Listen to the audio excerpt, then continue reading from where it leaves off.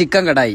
അതെ, വെറും ചിക്കൻ കടായി അല്ല കേട്ടോ, കൊൽക്കത്ത സ്റ്റൈൽ ചിക്കൻ കടായി. വരി കണ്ടുക. ഒരു ചിക്കൻ ഫുള്ള് എടുത്തിട്ടാ ചെറുതാക്കി അരിഞ്ഞ് നന്നായി കഴുകുക. സാധാരണ ചിക്കൻ മസാല കൂട്ടണമാതിരി മുളക് പൊടിയും മഞ്ഞപ്പൊടിയും ചിക്കൻ മസാലയും ഗരം മസാലയും കോൺഫ്ലവർ പൊടി ഉപ്പിട്ടുകണ്ടേ ചിക്കൻ മസാല കൂട്ടുക. മസാല കൂട്ടിയ ചിക്കൻ 5 മിനിറ്റിന് ശേഷം നന്നാക്കി ഫ്രൈ ചെയ്ത് വെച്ചു. ആ സമയത്ത് 50 ഗ്രാം ഇഞ്ചി, 50 ഗ്രാം വെളുത്തുള്ളി, 25 ഗ്രാം പച്ചമുളക്, 4 ലീഫ് കരിവേപ്പിന്റെ ഇല, 3/4 കിലോ ഉള്ളി, ഇതെല്ലാം പാടെ ചെറുതാക്കി അരിഞ്ഞു വെക്കുക. ഒരു ചെറിയ ചെമ്പ് അടുപ്പത്ത് വെച്ചിട്ട് ആവശ്യത്തിന് പാകത്തിന് ഓയിൽ ഒഴിക്കുക. ഞാൻ ചിക്കൻ പൊരിച്ച ബാക്കിയുള്ള എണ്ണ തന്നെ എടുത്തു കേട്ടോ. എണ്ണ ചൂടായി കണ്ടാൽ കുറച്ച് പെരിഞ്ചീരകം ഇടുക. നമ്മൾ അരിഞ്ഞു വെച്ച ഇഞ്ചി, വെളുത്തുള്ളി, പച്ചമുളക്, കരിവേപ്പിന്റെ ഇല ഇതെല്ലാം പാടെ ഒപ്പിടുക.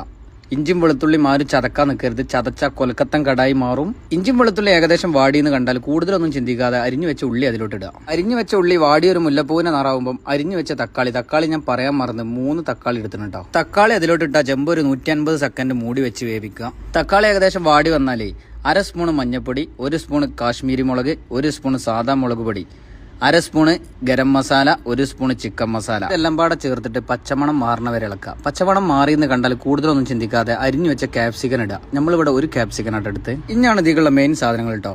വെളുത്തുള്ളിയും റെഡ് ചില്ലി സോസ്, കുറച്ച് സോയാ സോസ്, കുറച്ച് അധികം ടൊമാറ്റോ സോസും ഇതെല്ലാം പാടെ ഒരു 25 സെക്കൻഡ് കൂട്ടി യോജിപ്പിച്ചിട്ട് ഉപ്പും മുളകും ഒക്കെ പാകാണോന്ന് നോക്കുക.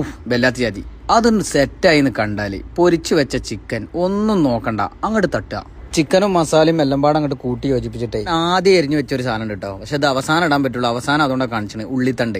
ഈ ഉള്ളിത്തണ്ട് അരിഞ്ഞു വെച്ചത് അയക്കിടുക. ഒരു 120 സെക്കൻഡ് ആവിയൊന്നും പോവാത്ത കോലത്തിൽ ഇത് മൂടി വെച്ചിട്ട് ഏയ്ക്കും കൂട്ടാൻ പറ്റിയ ഒരു കോലത്തിലുള്ള കൊൽക്കത്തൻ ചിക്കൻ കടായി റെഡിയാവും.